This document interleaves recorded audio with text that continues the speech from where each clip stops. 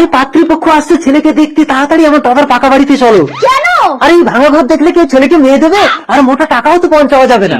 মনের টাকার লোভে তুমি কাঁচা বাড়ি রাখাচ্ছ, যখন বৌমা বিয়ে করে আসবে দেখবে কাঁচা বাড়ি, তখন তো বৌমা পালাবে। আরে এখন সরকারি সার্ভে হচ্ছে, যাদের ভাঙা ঘর কাঁচা বাড়ি তাদেরকে সরকার পাকা বাড়ি দিচ্ছে। সরকারি ঘর পাবো? কি হলো রামকানাই? লক্ষণ দা, 1 ঘন্টার জন্য তোর ঘরটা আমার আর আমার ঘরটা তোর। আরে কি হচ্ছে এটা? আরে আরে পাত্রীপক্ষ আসছে, বসতে দাও বসতে দাও। আসুন আসুন বসুন। और अभी तो रुको, এ তো দেখছি রাজপ্রাসাদ। রামকানাই বাবু, বাড়িটা কি আপনার? হ্যাঁ, আপনার মেয়ে এই রাজপ্রাসাদের রাজলক্ষ্মী হয়ে থাকবে। আপনার কোনো অভাব আছে রামকানাই বাবু? না না, আমার কোনো অভাব নেই। লিখো, কোনো অভাব নেই, বড় লোক। আরে ছেলে দেখতে এসে এসব লিখালিখি হচ্ছে কেন? আমরা আপনার ছেলেকে দেখতে আসিনি, সরকারি পাকা বাড়ি দেওয়ার জন্য সার্ভে করতে এসেছি। ও স্যার, এবারই আমার না পনের টাকার লোভে আমি পাকা বাড়ি দেখিয়েছি। স্যার স্যার স্যার, এই ভাঙা ঘরটা পাস করে দিন।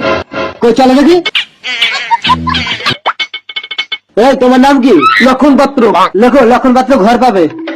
আরে এটা আমার ঘর। এই বেরো।